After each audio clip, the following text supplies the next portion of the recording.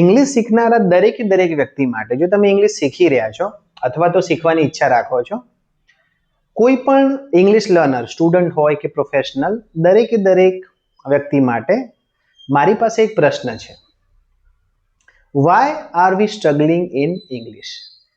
આપણે ઇંગ્લિશમાં આટલું બધું કેમ સ્ટ્રગલ કરી રહ્યા છીએ?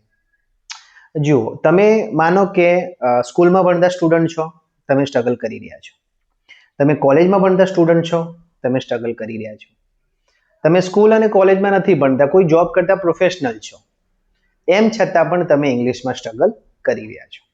તમે કોઈ પણ પ્રકારના ઇંગ્લિશ લર્નર છો, તમે ઇંગ્લિશમાં સ્ટ્રગલ કરી રહ્યા છો. સાચું કે નહીં? આ વાત થોડી કડવી લાગશે પણ સાચી છે. અને એ પણ આટલા બધા રિસોર્સિસથી ઇંગ્લિશ શીખવા છતાં.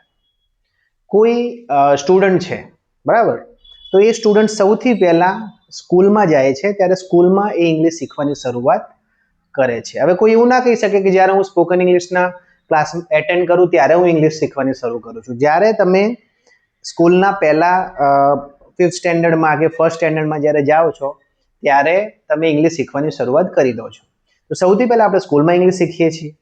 એના પછી આપણે જ્યારે કોલેજમાં જઈએ છીએ, તો કોલેજમાં પણ કોઈ પણ પ્રકારની કોલેજ હોય, BA હોય, BCom હોય, BSc હોય, ત્યાં એક કમ્પલસરી સબ્જેક્ટ ઇંગ્લિશ હોય જ છે. તો આપણે ત્યાં પણ ઇંગ્લિશ શીખીએ છીએ. જો તમે BCA કે BBA કે કોઈ એન્જિનિયરિંગ કે ફાર્મસીમાં જાઓ છો, તો ત્યાં તો મીડિયમ જ ઇંગ્લિશ હોય છે, બરાબર. તો મીડિયમ જ English, medium of instruction English હોય, તો એનો મતલબ કે આપણે ત્યાં પણ ઇંગ્લિશ તો શીખી જ રહ્યા છીએ.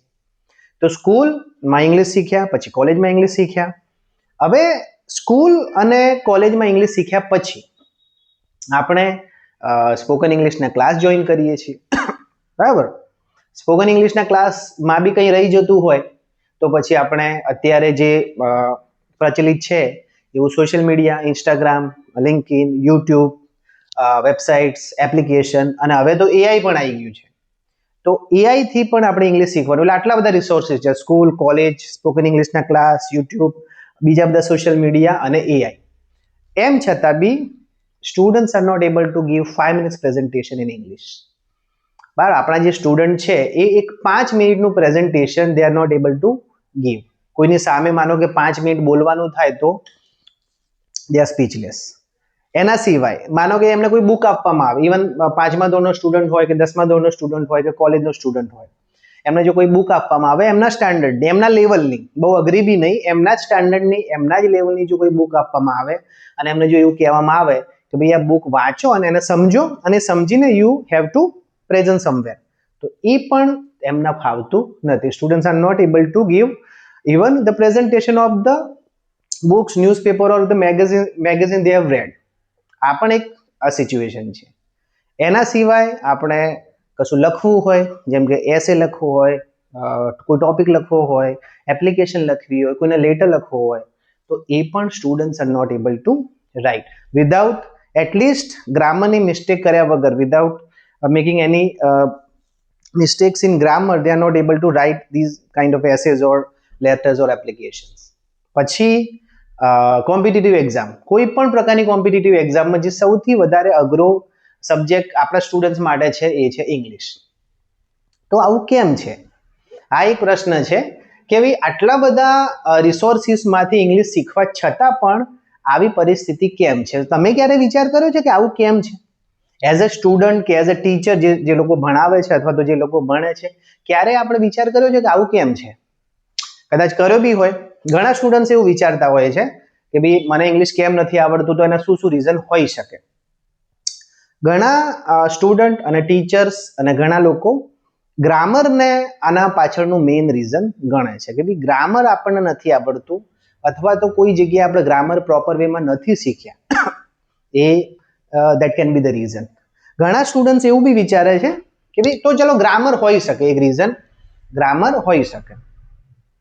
ઘણા લોકો એવું બી વિચારે છે કે અમને એન્વાયરમેન્ટ પ્રોપર મળ્યું નથી, એટલે કે અમે જે કોઈ જગ્યાએ ભણ્યા છીએ ત્યાં અમને સારું એન્વાયરમેન્ટ અથવા તો કોઈ વાતચીત કરવા માટે છે નહીં, કોઈ કોમ્યુનિકેશન કરવા માટે છે નહીં, તો એ બી એક રીઝન હોઈ શકે. ઘણા લોકો વોકેબ્યુલરીને કારણ ગણે છે, એટલે કે વર્ડ પાવરને, કે શબ્દો નથી આવડતા, શબ્દ ભંડોળ નથી, એના કારણે અમને ઇંગ્લિશ નથી આવડતું, એ બી એક રીઝન હોઈ શકે. પણ આપણે આપણે અહીં આગળ આજે મેં રીઝન કીધા ગ્રામર કે એન્વાયરમેન્ટ કે વોકેબ્યુલરી એ પેરિફેરલ છે. પેરિફેરલ એટલે ઓછા ઇમ્પોર્ટન્ટ, મતલબ કે થોડું એનું એ સેન્ટ્રલ નથી, કોર નથી, બરાબર, મેઇન રીઝન્સ નથી. મેઇન રીઝન્સ આપણે અહીં અત્યારે સ્ટેપ બાય સ્ટેપ આપણે જે the whatever experience I have found 4 main reasons. જેટલો પણ મને અનુભવ છે એના બેઝ પર આઈ હેવ ફાઉન્ડ 4 રીઝન્સ. એ આપણે we will discuss it step by step. આપણે સ્ટેપ બાય સ્ટેપ એને ડિસ્કસ કરીશું. પણ એના પહેલા આપણે આ બધી વસ્તુઓને સ્ટેપ બાય સ્ટેપ ડિસ્કસ કરીએ એના પહેલા એક પ્રશ્ન જે દરેકે દરેક સ્ટુડન્ટના મનમાં હશે, તમારા મન, જો તમે આ વિડીયો જોઈ રહ્યા છો તો તમારા મનમાં પણ આ એક પ્રશ્ન હશે કે ભાઈ પ્રશ્નો તો છે જ, already the students are struggling, that is right, we are struggling, that is right. પણ એ જે ક્વેશ્ચન છે, એ પ્રશ્નો છે, એ પ્રશ્નો અમારા ગ્રામરના પ્રશ્નો હોય, કોમ્યુનિકેશનના પ્રશ્નો હોય, વોકેબ્યુલરીને લઈને કોઈ પ્રશ્ન હોય, રીડિંગ કોમ્પ્રિહેન્શનને લઈને કોઈ પ્રશ્ન હોય, એ કોઈ પણ પ્રકારનો જે પ્રશ્ન છે આ જગ્યા ઉપર સોલ્વ થશે? આ સૌથી મોટું એક પ્રશ્ન છે.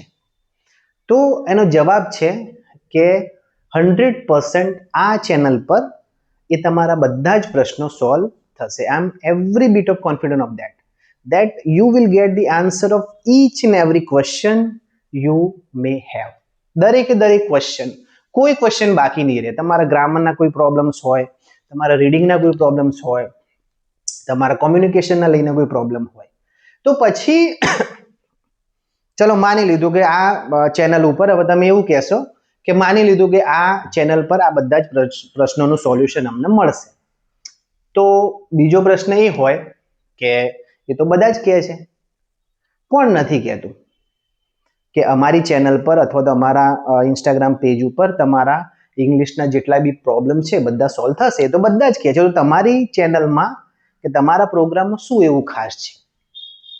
તો બે ખાસ વસ્તુ છે. આપણે અહીં જે તમને આ યુટ્યુબ ચેનલ પર આજે આપણે સિસ્ટમેટિક ઇંગ્લિશ લર્નિંગ પ્રોગ્રામ લઈને જે આવ્યા છીએ એનાથી તમને બધી જ વસ્તુ આવડશે. એના બે મેઇન રીઝન છે કે અત્યાર સુધીમાં જેટલું પણ ઇંગ્લિશ તમે ભણ્યા છો એ બધું જ ઇંગ્લિશ તમે થિયોરિટિકલ ભણ્યા છો. એટલે કે ગ્રામેટિકલ વેમાં જે આપણે બે ટાઈપના લર્નિંગ છે, પ્રેક્ટિકલ વે ઓફ લર્નિંગ અને ગ્રામેટિકલ અથવા તો થિયોરિટિકલ વે ઓફ લર્નિંગ. તો થિયોરિટિકલ વે ઓફ લર્નિંગ તો બધી જગ્યાએ ચાલુ જ છે. સ્કૂલમાં પણ એ જ કાળ, એ જ ટેન્સીસ, એ જ નામ, સર્વનામ, એવી બધી વસ્તુઓ ભણ્યા છો. બીજી બધી જગ્યાએ પણ તમે એ જ ભણતા હશો. પણ જ્યારે તમે અહીં કોઈ પણ વસ્તુ શીખશો, કોઈ સ્ટ્રક્ચર શીખશો, કોઈ ગ્રામરનો પોઈન્ટ શીખશો, બરાબર, કે રીડિંગ કોમ્પ્રિહેન્શન કે બીજી બધી વસ્તુઓ શીખશો, એ પ્રેક્ટિકલ વેમાં શીખશો. બરાબર, પ્રેક્ટિકલ એટલે સિચ્યુએશનલી તમે શીખશો કે બધી જ વસ્તુઓમાં તમને ગ્રામરના નિયમો કે કાળના નામ યાદ રાખવાનું આપણે ટ્રાય નહીં કરીએ. આપણે તમને પ્રેક્ટિકલી સમજાવીશું કે આ કોઈ વસ્તુ છે તો એને કઈ રીતે બોલી અથવા તો લખી શકાય. આ પહેલું રીઝન કે આપણે પ્રેક્ટિકલ વેમાં ઇંગ્લિશ શીખવાના છીએ. બીજું કે આપણે સિસ્ટમેટિકલી શીખવાના છીએ. તો જો અત્યારે લગભગ 7-8 મિનિટ કે 10 મિનિટ થઈ જાય, તમે અહીં સુધી આવી ગયા છો, તો એક વસ્તુ હું તમને જણાવી દઉં કે અહીં તમે કેમ શીખી શકશો? કારણ કે અહીં આપણે જેટલી બી વસ્તુ તમને શીખવાડવાના છીએ એ બધી જ વસ્તુ તમને સિસ્ટમેટિકલી શીખવાડવાના છે. હવે સિસ્ટમેટિકલી એટલે શું? From the beginning to and. એટલે શું કે ભાઈ પહેલી વસ્તુ પહેલા આવે, બીજી વસ્તુ પછી આવે, ત્રીજી વસ્તુ એના પછી આવે, એના પછી ચોથી, એમ ધીમે ધીમે સ્ટેપ બાય સ્ટેપ વસ્તુ થાય. એની જગ્યાએ અત્યારે બધું રેન્ડમ બહુ ચાલી રહ્યું છે.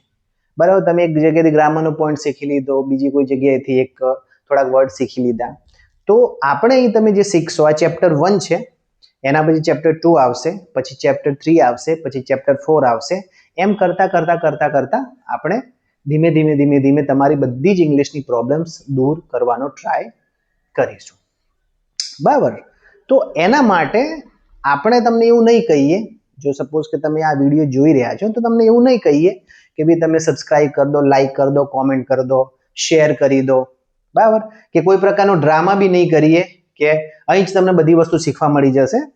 આપણે તમારી પાસે સિમ્પલ બે વસ્તુઓ કે એક વસ્તુ માગી રહ્યા છીએ. માનો કે તમને એવું લાગે છે અત્યાર સુધીમાં આ ચેનલ પર આવતા પહેલા અથવા તો આ વિડીયો જોતા પહેલા તમે ઘણા બધા વિડીયોઝ ઓલરેડી જોતા જ હશો કે જોયા જ હશે. તમને એવું લાગે છે કે તમે આટલું બધું કર્યા પછી બી ક્યાંક ઇંગ્લિશમાં સ્ટ્રગલ કરી રહ્યા છો. જો તમને લાગતું હોય કે તમે ક્યાંક ઇંગ્લિશમાં સ્ટ્રગલ કરી રહ્યા છો તો આ ચેનલ પર જે આપણા સિસ્ટમેટિક ઇંગ્લિશ લર્નિંગ પ્રોગ્રામ છે એના ફક્ત 5 વિડીયોઝ, કેટલા? ફક્ત 5 વિડીયોઝ તમે જુઓ. જો એ 5 વિડીયો તમે જોઈ શક્યા, જેમ કે આ ચેપ્ટર 1 છે, પછી 2, 3, 4 અને 5, આટલા 5 વિડીયો તમે જોઈ શક્યા તો તમે પહેલીવાર જીવનમાં એવું ફીલ કરશો, તમારા જે ઇંગ્લિશનું થોટ પ્રોસેસ છે, તમારી ઇંગ્લિશની જે વિચારસરણી છે એમાં એક ડ્રાસ્ટિક ચેન્જ આવશે. તમે જીવનમાં પહેલીવાર ફીલ કરશો કે ઇંગ્લિશ આટલું પણ ઇઝી હોઈ શકે છે. તમે જીવનમાં પહેલીવાર ઇંગ્લિશથી ડરવાનું બંધ કરશો અને બધી જ વસ્તુઓ, બધા જ ગ્રામરના પોઈન્ટ અને જેટલું બી છે ઇંગ્લિશમાં શીખવા લાયક એ બધી જ વસ્તુઓને તમે સારી રીતે પોઝિટિવલી અને ડર રાખ્યા વગર શીખશો. તો મારું નામ છે મુકેશ પરમાર અને તમારું સ્વાગત છે સિસ્ટમેટિક ઇંગ્લિશ લર્નિંગના ચેપ્ટર 1માં.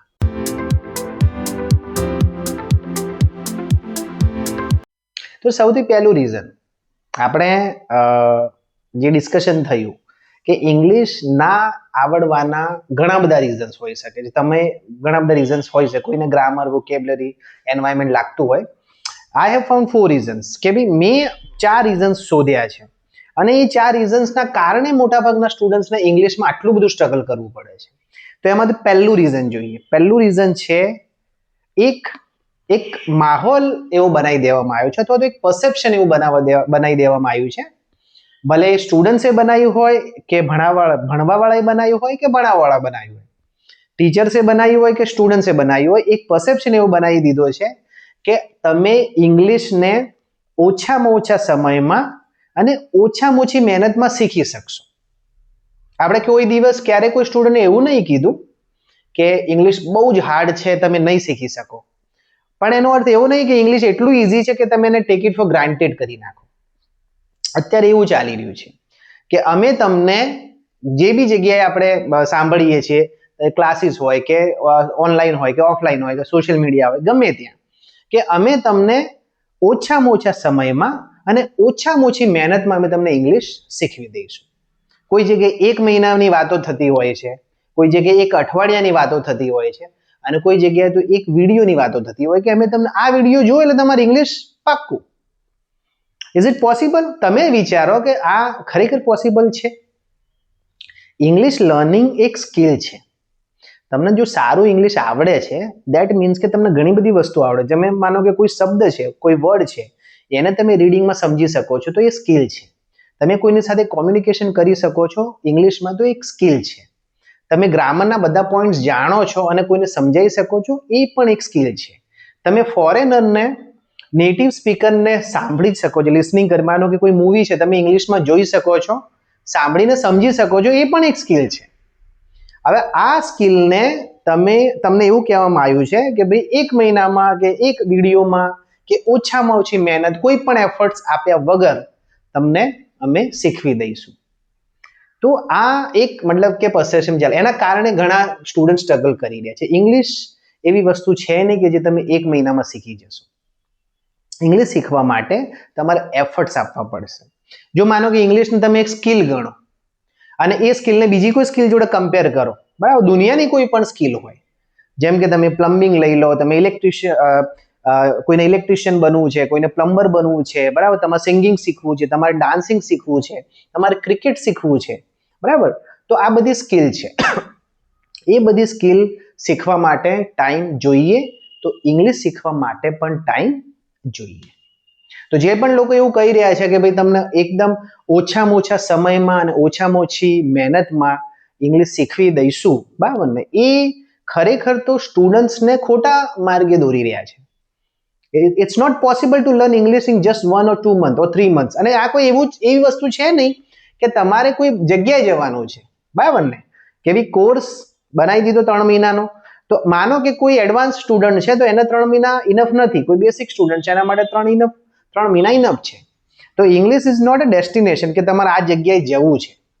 આ તો થ્રુઆઉટ આખી લાઈફ ચાલે એવી પ્રોસેસ છે. તમારે માનો કે શશી થરૂર જેવું ઇંગ્લિશ શીખવું છે, બરાબર. શશી થરૂર અત્યારે સૌથી કદાચ ઇન્ડિયામાં જે થોડા ઘણા લોકો સારું ઇંગ્લિશ જાણે છે એમાંના એક છે. તો એમના જેવું તમારે ઇંગ્લિશ શીખવું છે તો તમારે 10 વર્ષ નીકળી જાય, બરાબર. તો એ તો ડિપેન્ડ કરે કે તમારે કયા લેવલ પર ઇંગ્લિશ શીખવું. તમારે આઈએલટીએસ ની એક્ઝામ આપવી છે કે તમારે માનો કે ક્લાસ 1 ની એક્ઝામ આપવી છે, તમારે ક્લાસ 3 ની એક્ઝામ આપવી છે તો એ કદાચ સરળતાથી થોડાક સમયમાં થઈ જાય. તમારે ક્લાસ 1 ની એક્ઝામ આપવી છે તો એના માટે સમય વધારે લાગી શકે. દરેક સ્ટુડન્ટને કે દરેક વ્યક્તિને તમે એક જ મહિનામાં ઇંગ્લિશ કઈ રીતે શીખવી શકો? તો આ એક બહુ મોટો મિસકન્સેપ્શન ચાલી રહ્યો છે કે તમને ઓછામાં ઓછા સમયમાં અને ઓછામાં ઓછી મહેનતમાં અમે ઇંગ્લિશ શીખવી દઈશું. એટલે એવા લોકોથી તો આપણે બને એટલું દૂર રહેવું જોઈએ, બરાબર ને. આપણે અહીંયા આગળ આ જે આખું થશે, જે ચેપ્ટર બાય ચેપ્ટર તમને ગાઈડન્સ આપણે આપીશું, એમાં આપણે કોઈ દિવસ એવું નહીં કહીએ કે તમે સરળતાથી ઇંગ્લિશ શીખશો. તમે સરળતાથી ઇંગ્લિશ નહીં શીખો. હા, તમને ગાઈડન્સ આપણે 100% પ્રોપર આપીશું, પણ એના પાછળ તમારે એફર્ટ્સ પણ એટલા જ આપવા પડશે. જેટલી મહેનત મેં કરી છે એટલી મહેનત તમારે બી કરવી પડશે. તો કોઈ ક્રિકેટર હોય તો ક્રિકેટર માનો કે કોઈ પપ્પા જેના ક્રિકેટર સારા મતલબ કે બહુ ફેમસ છે, એનો છોકરો બી એટલો ફેમસ હોવો જોઈએ ને, કેમ કે એને તો બધી ટિપ્સ એન્ડ ટ્રિક્સ શીખવાડી દીધી હશે ને. પણ એવું નથી થતું. પપ્પા જેટલા સક્સેસફુલ હોય છે એટલો છોકરો સક્સેસફુલ નથી હોતો, કારણ કે પપ્પાએ જેટલા એફર્ટ્સ આપ્યા છે એટલા બાળકે આપ્યા નથી. તો મેં જેટલી મારા લાઈફમાં જે મહેનત કરી છે ઇંગ્લિશ શીખવા માટે, અથવા તો કોઈ બીજા વ્યક્તિએ કરી છે, તો એટલી મહેનત તમારે બી થોડી ઘણી કરવી પડશે, તો જ તમે ઇંગ્લિશ સારું શીખી શકશો. તો આ પહેલું રીઝન છે. આ એક મિસકન્સેપ્શન કે ઓછામાં ઓછા સમયમાં અને ઓછામાં ઓછી મહેનતમાં ઇંગ્લિશ શીખી શકાય છે. મહેનત તો તમારે કરવી પડશે. Reason number 2. રીઝન નંબર 2 જે અત્યારે બહુ જ પ્રચલિત થઈ ગયું છે એ છે રેન્ડમ ઇંગ્લિશ. એને આપણે મેઇન રીઝન ના બી કહીએ તો પણ એના કારણે બી ઘણી બધી વખત નુકસાન જાય છે. હવે રેન્ડમ ઇંગ્લિશ શું છે? તમે એક કોઈ સોશિયલ મીડિયાના પેજ પરથી અથવા તો યુટ્યુબ પરથી તમે 4 શબ્દો શીખ્યા, બીજી કોઈ જગ્યાએથી ગ્રામરનો એક પોઈન્ટ શીખ્યા અને ત્રીજી કોઈ જગ્યાએથી કોઈ ત્રીજી જ વસ્તુ શીખ્યા, પણ તમે એને રિલેટ કરી શક્યા નહીં. માનો કે તમે ઇંગ્લિશ જેવી સ્કિલ જો શીખી રહ્યા છો તો તમારે સિસ્ટમેટિકલી શીખવું જરૂરી છે. જેમ કે તમે આપણો જે આ જે પ્રોગ્રામ છે એનું આ પહેલું ચેપ્ટર છે, એના પછી બીજું ચેપ્ટર આવશે, પછી ત્રીજું આવશે, પછી ચોથું આવશે, પછી પાંચમું, એમ ધીમે ચેપ્ટર્સ આવતા જશે. તો રેન્ડમ ઇંગ્લિશના કારણે પણ સ્ટુડન્ટ્સને ઘણું નુકસાન જઈ રહ્યું છે. અને હું તમને એક એક્ઝામ્પલ આપીશ, એનાથી તમને આઈડિયા આવી જશે. માનો કે તમારે કોઈ ગ્રામર આ કાળ જ લઈ લઈએ, ચલો ટેન્સીસ તમારે શીખવા છે સપોઝ, તો ટેન્સીસ શીખવા માટે એના પહેલા તમારે વર્બ શીખવા પડે. વર્બ્સનો સારો કમાન્ડ હોય, વર્બ્સ એટલે ક્રિયાપદ. જો ક્રિયાપદ તમને સારા આવડે છે તો તમે ટેન્સીસમાં બહુ સારું પરફોર્મન્સ આપી શકશો. હવે જો તમને વર્બ શીખવાડ્યા વગર ડાયરેક્ટ જો ટેન્સીસ પર જમ્પ કરાવવામાં આવે તો એટલી સારી ખબર નહીં પડે. ફોર એક્ઝામ્પલ, તમે એક વસ્તુ શીખતા હશો, એક કોઈ પણ એક ગ્રામરનો નાનકડો પોઈન્ટ આપણે લઈ લઈએ કે આ વસ્તુ સમજાવવા માટે કે રેન્ડમ ઇંગ્લિશ કેટલું ખતરનાક હોઈ શકે છે. એક માનો કે આ ગ્રામરનું પોઈન્ટ છે, કદાચ તમે કોઈ ઇન્સ્ટાગ્રામના પેજ પર જોયો હશે, લેટ પ્લસ મી પ્લસ V1, બરાબર ને. હવે એ જે પેજ તમે જોયું એ પેજમાં એમને એવું કીધું હોય કે ભાઈ નોર્મલી આવું વસ્તુ ચાલે જ છે કે ભાઈ તમે અમારા પેજ પર આવો, અમારા વિડીયો જોઈ લો એટલે બધું આવડી જશે, પણ એવું નથી. આ એક સિરિયસ મેટર છે. આપણે જ્યારે પણ સ્ટુડન્ટને કશો પોઈન્ટ સમજાવીએ છીએ ત્યારે એમને એ કહીએ છીએ કે તમે રિસર્ચ વધારે કરો, આના બેઝ પર તમે વાંચો, એને બીજી જગ્યાએ જુઓ, ગ્રામરના પોઈન્ટ્સને અલગ અલગ જે સમજો તો તમને વધારે એમાં જેટલું તમે ડિટેલમાં જશો એટલું તમને વધારે સારું ખબર પડશે. પણ જનરલી એવું નહીં થતું. જનરલી લોકો એવું જ કહી દે છે કે ભાઈ અમારે આ એક વખત આ વિડીયો જુઓ એટલે તમને આ બધી વસ્તુ આવડી જશે. હવે અહીં જોઈ લઈએ, આ લેટ મી નો અર્થ થાય મને કરવા દો, બરાબર. પાછળ જે બી તમે વર્બ મૂકશો એના બેઝ પર એનો અર્થ નીકળશે. જેમ કે તમે એવું લખો છો કે let me go, let me come, let me see. તો લેટ મી ગો નો અર્થ શું થશે કે ભાઈ મને જવા દો. લેટ મી કમ નો મતલબ શું થશે કે મને આવવા દો. લેટ મી સી નો મતલબ શું થશે? મને જોવાનું. હવે આ વિડીયો તમે 1.5 મિનિટનો જોઈ લીધો, બરાબર ને? હવે શું થાય કે તમને તો એવું જ બોલવામાં આવ્યું હોય કે ભાઈ આ વિડીયો જોઈ લે, તમારે બીજું કશું જોવાની જરૂર નથી, એટલે તમે કશું બીજું જુઓ નહીં. હવે આમાં શું પ્રોબ્લેમ થાય એ જુઓ. તમે લેટ અસ ગો પણ બોલી શકો, બરાબર? તમે લેટ હિમ ગો પણ બોલી શકો, લેટ હર ગો પણ બોલી શકો, લેટ ઇટ ગો પણ બોલી શકો, બરાબર? તો જે વિડીયોમાં તમે આ જોયું છે એમને કહેવું જોઈએ કે આ ડિટેલમાં તમે યુટ્યુબ પર કે બીજી કોઈ જગ્યાએ જુઓ, આ નાના વિડીયોમાં હું આટલું જ સમજાઈ શકું, પણ એ તો લોકો કહેતા નહીં, બરાબર? તો લેટ અસ ગો નો અર્થ થાય અમને જવા દો. લેટ અસ કમ નો મતલબ થાય અમને આવવા દો. લેટ અસ સી નો મતલબ થાય અમને જોવા દો. એ જ રીતે લેટ હિમ ગો તો એને જવા દો, લેટ હર ગો તો એને જોવા દો, આ છોકરી હોય તો. અને લેટ ઇટ ગો એટલે કોઈ કૂતરું કે એવું કોઈ ફસાયું હોય, બરાબર ને, તો તમે એમ કહી શકો ભાઈ એને જવા દો. તો આ બધી વસ્તુઓ કહેવી જોઈએ, પણ કહેવાતી નથી. એનો અર્થ શું થયો? જ્યારે આપણે આ રીતે નાનકડા વિડીયોમાં અને ઓછી મહેનતમાં ઇંગ્લિશ શીખવાની આશા રાખીએ એટલે શું થાય કે આપણી જોડે અધૂરું નોલેજ આવે. અને એ કહેવત ખબર છે ને તમને કે અધૂરું નોલેજ વધારે ખતરનાક હોય, બરાબર ને? જો માનો કે તમે અધૂરું નોલેજ લઈ રહ્યા છો એના કરતાં બેટર છે કે તમે નોલેજ જ ના લો, બરાબર ને? તો જ્યારે ડિટેલમાં સમજવાની જરૂર છે, સિસ્ટમેટિકલી સમજવાની જરૂર છે, એની જગ્યાએ આપણે રેન્ડમ સમજી રહ્યા છીએ અને રેન્ડમ ઇંગ્લિશ શીખવાનો પ્રયત્ન કરી રહ્યા છીએ. એના કારણે આ બધા પ્રોબ્લેમ્સ ઊભા થઈ રહ્યા છે, બરાબર ને? તો એ પ્રોબ્લેમ્સ ના પૂરા થાય, એ પ્રોબ્લેમ્સ ના થાય એના માટે આપણે સિસ્ટમેટિકલી શીખવું જરૂરી છે. તો આ રીઝન નંબર 2 છે. પહેલું રીઝન શું હતું કે ભાઈ તમારે ઓછામાં ઓછા સમયમાં અને ઓછામાં ઓછી મહેનતમાં ઇંગ્લિશ શીખી શકાશે એવો એક પરસેપ્શન બનાવી દીધો છે. એ રીઝન નંબર 1 હતું કે એના કારણે સ્ટુડન્ટ સ્ટ્રગલ કરી રહ્યા છે. બીજું એક આ પણ છે કે રેન્ડમ ઇંગ્લિશ બહુ વધી ગયું છે, સિસ્ટમેટિકલી આપણે જવું જ નથી, બરાબર ને? તો સિસ્ટમેટિકલી ઇંગ્લિશ શીખવું જરૂરી છે.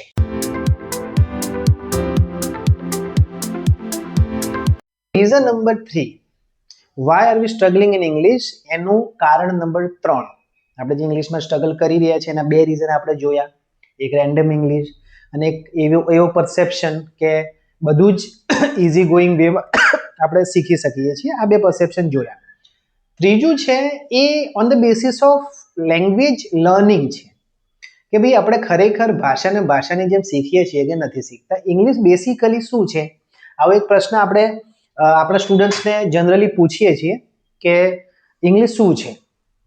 અમારા ત્યાં જે પણ સ્ટુડન્ટ્સ આવે છે એમને એ જ પ્રશ્ન હું અહીં તમને પૂછું છું કે ભાઈ ઇંગ્લિશ શું છે? ઇંગ્લિશ કોઈ સબ્જેક્ટ છે, ઇંગ્લિશ કોર્સ છે કે પછી ઇંગ્લિશ લેંગ્વેજ છે? અથવા તો આ જ પ્રશ્ન થોડુંક ઉલટાઈને પૂછીએ કે ભાઈ તમે કઈ રીતે ઇંગ્લિશ શીખ્યા? તમે ઇંગ્લિશને એઝ અ સબ્જેક્ટ શીખ્યા, એઝ અ કોર્સ શીખ્યા કે એઝ અ લેંગ્વેજ શીખ્યા? તો જવાબ શું છે?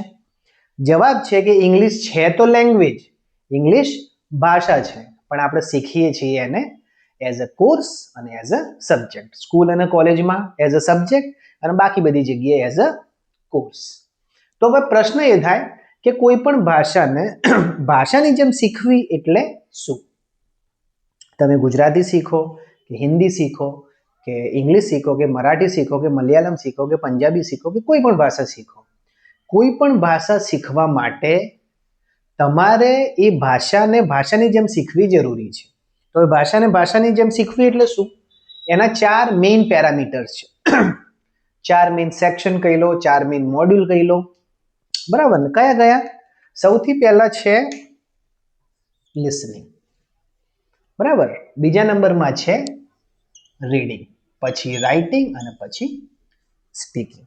તો તમે ક્યારે એવું કહી શકો કે મને ઇંગ્લિશ આવડે છે, અથવા તો તમે ક્યારે એવું કહી શકો કે મને ગુજરાતી આવડે છે કે હિન્દી આવડે છે?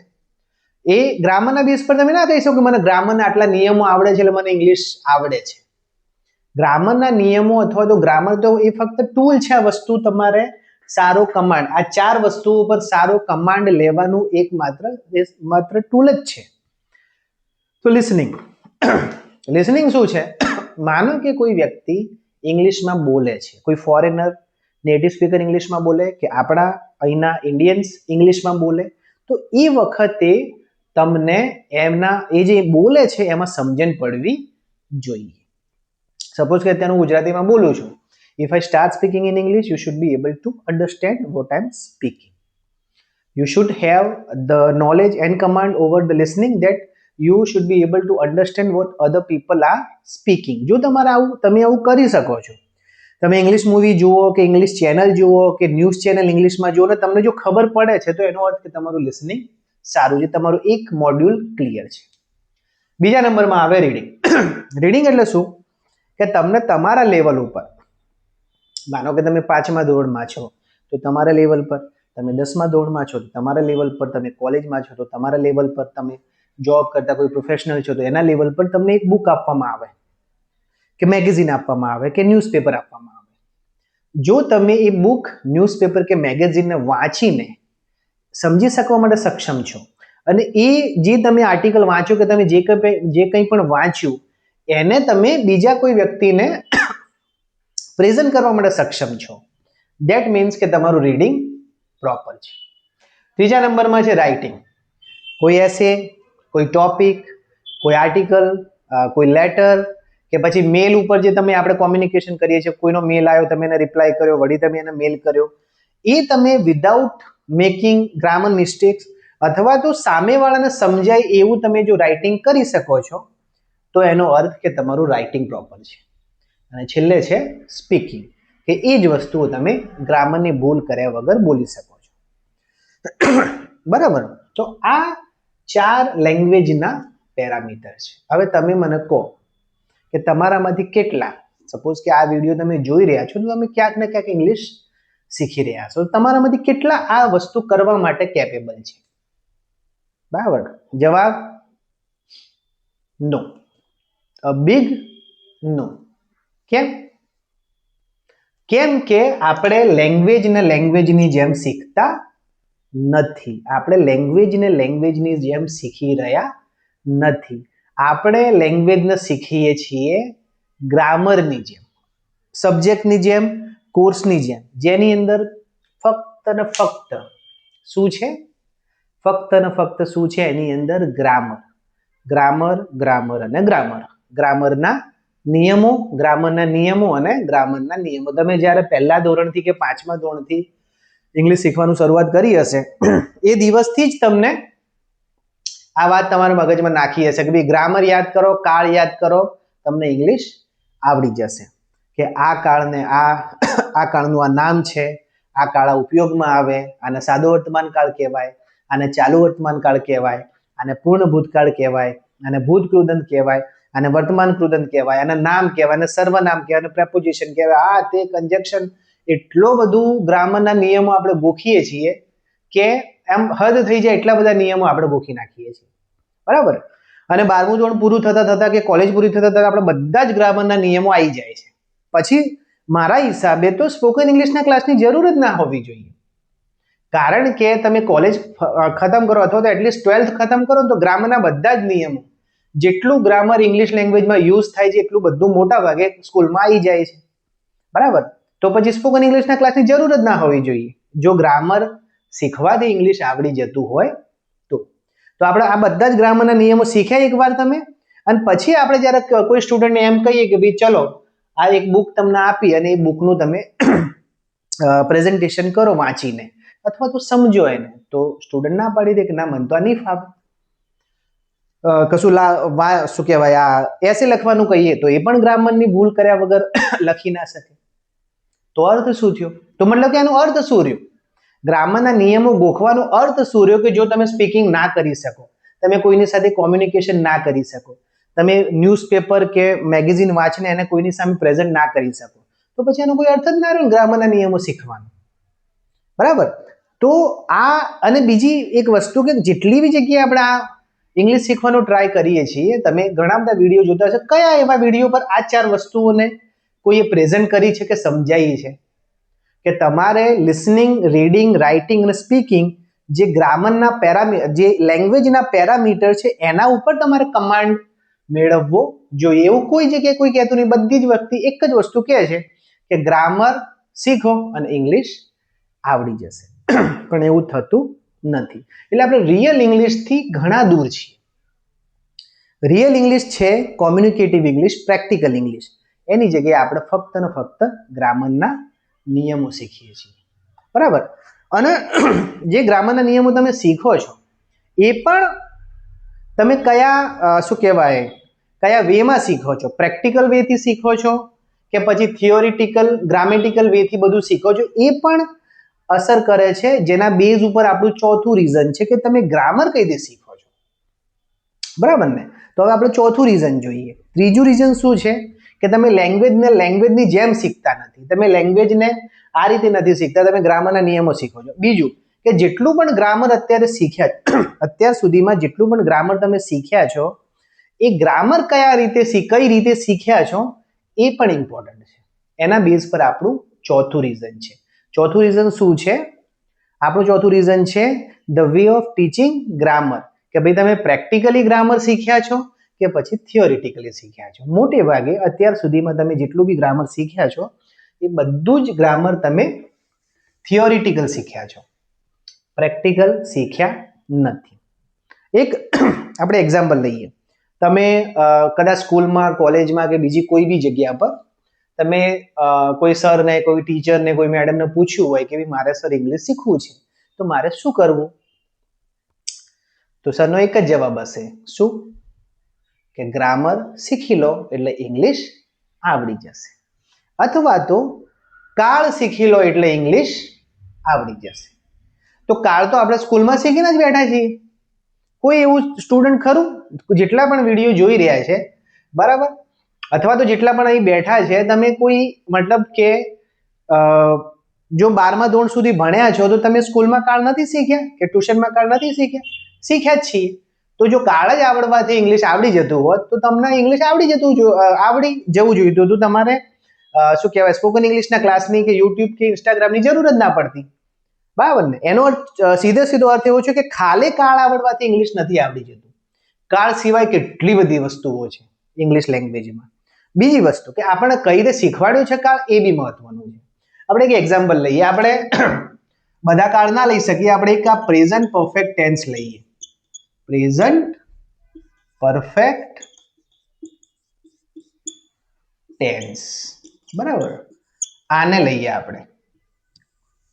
હવે આપણે હવે અત્યારે હું બોર્ડ પર જે લખીશ એ તમારી મેથડ છે, મતલબ કે જે પ્રચલિત મેથડ છે એની વાત કરીશું આપણે. તમે આ રીતે કોઈ પણ કાળ કે કોઈ પણ સ્ટ્રક્ચર કે ગ્રામરનો બધા જ પોઈન્ટ આ રીતે શીખો છો. સૌથી પહેલા સ્કૂલમાં શું હશે? એની ડેફિનેશન. પ્રેઝન્ટ પરફેક્ટ ટેન્સની સૌથી પહેલા શું હશે? એની ગુજરાતીમાં હશે તો એ લોકો વ્યાખ્યા લખશે, ઇંગ્લિશમાં લોકો ડેફિનેશન લખશે, બરાબર. ડેફિનેશન શું હશે કે ભાઈ કોઈ ક્રિયા છે, એ ક્રિયા ભૂતકાળમાં કોઈ જગ્યાએ શરૂ થઈ છે પણ એની અસર વર્તમાન કાળમાં ચાલુ છે, કે ભાઈ વર્તમાનમાં છે પણ એની અસર પૂરી નથી થઈ, ને આવું તેવું બધું આડી અવળી ગમે તે ડેફિનેશન હોય છે. એટલે એ સૌથી પહેલા તમે શું લખી દીધું? ડેફિનેશન. ડેફિનેશન પછી શું આવશે? સ્ટ્રક્ચર, બરાબર. તો સ્ટ્રક્ચર કેટલા છે? તો તમને સ્ટ્રક્ચર બતાવશે કે ભાઈ પહેલું સ્ટ્રક્ચર શું? પોઝિટિવ, પછી શું? નેગેટિવ, પછી શું? ક્વેશ્ચન, અને પછી WH ક્વેશ્ચન. તો પોઝિટિવમાં શું આવશે? તો કે ભાઈ સૌથી પહેલા આવશે સબ્જેક્ટ, પછી શું આવશે? હેવ અને હેઝ, પછી શું આવશે? તો કે ભાઈ પાસ્ટ પાર્ટિસિપલ આવશે, પછી શું આવશે? ઓબ્જેક્ટ આવશે, અને પછી શું આવશે? અધર. આ રીતે જ હોય ને, મોટે ભાગે આ રીતે જ આપણે ઇંગ્લિશ શીખીએ છીએ. હવે આમાં હું વધારે સમય નથી લેતો, હું પાછળ આનું થોડું આડું અવળું જ હોય છે, આમાં કશું બહુ હેવી હોતું નહીં, એ જ બતાવી દઉં છું તમને. બીજા નંબરમાં જ્યારે સબ્જેક્ટ મૂકો પછી હેવ હેઝ ની પછી અહીં ખાલી નોટ મૂકવાનું હોય છે, બાકી બધું સેમ હોય. જ્યારે તમે ક્વેશ્ચન બનાવો ત્યારે હેવ હેઝ ને આપણે આગળ લઈ જઈએ છીએ અને અહીં સબ્જેક્ટ અહીં રાખીએ છીએ, બરાબર. કેમ કે આપણી મેથડ છે નહીં એટલા માટે, આપણી મેથડ છે નહીં એટલા માટે આપણે થોડાક ફાસ્ટ જઈએ છીએ. અને શું કરશે આ લોકો કે અહીં હેવ હેઝ મૂક્યું, આ સબ્જેક્ટ મૂક્યું, પછી આ PP એની જગ્યાએ જ રહેશે ને બાકીનું બધું સેમ રહેશે. અને WH માં સૌથી આગળ WH આવશે, બાકી બધી વસ્તુઓ સેમ રહેશે. એટલે આ સ્ટ્રક્ચર અને ઓલરેડી તમે ક્યાંક ને ક્યાંક આ વસ્તુ ભણી ગયા છો. તો આ થઈ ગયું એનું સ્ટ્રક્ચર. હવે શું થયું? હવે આવશે કીવર્ડ્સ, કે ભાઈ આ કાળ તમે કઈ રીતે ઓળખશો. તો કે ભાઈ માનો કે યેટ હોય, સ્ટીલ હોય, શું કહેવાય એવા બધા શબ્દો હોય, એવર નેવર એવા બધા વર્ડ્સ હોય, તો તમને ખબર પડે કે આ પ્રેઝન્ટ પરફેક્ટ ટેન્સ છે અથવા તો પૂર્ણ વર્તમાન કાળ છે. ઓકે, બધું થઈ ગયું. ચલો, હવે આ એક કાળ તમારો પૂરો થઈ ગયો. બરાબર ને? ટ્રેડિશનલ જે થિયોરિટિકલ મેથડમાં શું થાય છે, આ તમારો કાળ પૂરો થઈ ગયો. હવે આપણે 4 વાક્યો પૂછીએ. સપોઝ કે ભાઈ મેં હમણાં જ ચા પીધી છે, હું હમણાં જ આવ્યો છું, મેં તાજમહેલ જોયું છે, મેં નવો મોબાઈલ લીધો છે અથવા તો ખરીદ્યો છે. આ 4 વાક્યો છે. હવે જેટલા પણ સ્ટુડન્ટ આ રીતે શીખે છે એમને જ્યારે આપણે આવા કોઈ વાક્યો આપીએ કે જે પૂર્ણ વર્તમાન કાળના જ હોય તો પણ બાળકને આવડતા નથી. એટલીસ્ટ તમારું મને ખ્યાલ નહીં, કદાચ આવડતા બી હોય, પણ અમારી જોડે જે પણ બાળક આવે છે, જે 12th હોય કે કોલેજમાં કોલેજ ગ્રેજ્યુએટ હોય, એને જ્યારે અમે આ સિમ્પલ વાક્યો આપીએ છીએ તો એમને નથી આવડતા. અને એમને પૂછીએ કે ભાઈ તમે ગ્રામર શીખ્યા છો, કાળ શીખ્યા છો, તો કે હા કોઈક ને કોઈક જગ્યાએ કાળ શીખ્યા છે. હવે ઘણા લોકો આને ડિનાય કરશે કે ના આ મેથડથી આવડે છે. બરાબર ને? ઘણા લોકો એવું કહેશે કે આ મેથડથી આવડે છે. તો હવે સિમ્પલ પ્રશ્ન એવો છે કે જો આ મેથડથી આવડી જતું હોય તો પછી સ્પોકન ઇંગ્લિશના ક્લાસની જરૂર કેમ પડી? કેમ આટલા બધા સ્પોકન ઇંગ્લિશના ક્લાસીસ માર્કેટમાં છે? કારણ કે આપણે સ્કૂલમાં તો ઓલરેડી આ જ મેથડથી તમારે 8માની 9માની 10માની 11માની 12માની કોઈ પણ ચોપડીની અંદર આ જ મેથડથી તમને એ કાળ શીખવાડેલા છે જ, અને સ્કૂલમાં ઓલરેડી શીખવાડે છે, તો પછી સ્પોકન ઇંગ્લિશના ક્લાસની કેમ જરૂર પડી? એનો અર્થ એવો થયો કે થિયોરિટિકલ વે ઓફ ટીચિંગ જે છે, ગ્રામરના આ રીતે શીખવાડવું એટલું ઇફેક્ટિવ નથી. તો જ તો સ્પોકન ઇંગ્લિશના ક્લાસીસની કે યુટ્યુબ વિડીયોની કે ઇન્સ્ટાગ્રામના પેજની જરૂર પડે ને. બાકી તમે આ વિડીયો જોતા જ ના હોત. બરાબર ને? જો તમને આપણને ઇંગ્લિશ આવડતું હોત તો આ વિડીયો સુધી આવવાની જરૂર જ ના પડે. એનો અર્થ કે આ વસ્તુ નથી આવડતી. આપણે પ્રેક્ટિકલી પણ સાબિત કરી શકીએ કે આ રીતે ગ્રામર શીખ્યા પછી મોટા ભાગના સ્ટુડન્ટ્સને ખબર પડતી નથી. બરાબર ને? તો આ એક પ્રોબ્લેમ થયેલી છે. તો ચોથું રીઝન આ છે. ચોથું રીઝન શું છે કે ભાઈ જે પણ જગ્યાએ આપણે ગ્રામર શીખીએ છીએ, બરાબર, એ જગ્યા ઉપર આપણે ટ્રેડિશનલ વે ઓફ ટીચિંગ, મતલબ કે એક જે વર્ષો જૂની એક મેથડથી જ આપણે ઇંગ્લિશ શીખી રહ્યા છીએ. કોઈ એમાં રિસર્ચ નથી, કોઈ નવું ડેવલપમેન્ટ નથી કે ભાઈ આ વસ્તુ તમે આ રીતે કહો છો કે ના આ નવી રીતે પણ એક વખત શીખી શકાય અથવા તો ટ્રાય કરી શકે. બધી જગ્યાએ એક જ મેથડ છે. એના કારણે આપણે આટલું બધું સ્ટ્રગલ કરી રહ્યા છીએ ઇંગ્લિશમાં. તો અહીં આ આપણું પહેલું ચેપ્ટર છે. ફરીથી હું તમને આ વસ્તુ એક વખત યાદ કરાવી દઉં કે 4 રીઝન જે મને લાગે છે, કદાચ એમાં ડિબેટને થોડું ઘણું સ્થાન હોઈ શકે, પણ મને એવું લાગે છે કે આ 4 મેઇન રીઝન છે જેના કારણે સ્ટુડન્ટ્સ આર સ્ટ્રગલિંગ અ લોટ. પહેલું કે ભાઈ ઓછામાં ઓછા સમયમાં શીખવાની એક મતલબ કે એક પરસેપ્શન બનાવ્યું છે એ. બીજું રેન્ડમ ઇંગ્લિશ. ત્રીજું કે લેંગ્વેજને આપણે લેંગ્વેજની જેમ નથી શીખતા એ. અને ચોથું કે ગ્રામર શીખવાડવાની પદ્ધતિઓમાં પણ ઘણો બધો ફેરબદલ કરવાની જરૂર છે. બીજી ઘણી સારી પદ્ધતિઓ હોઈ શકે, પણ એટલીસ્ટ તમે અહીં આયા છો, બરાબર ને?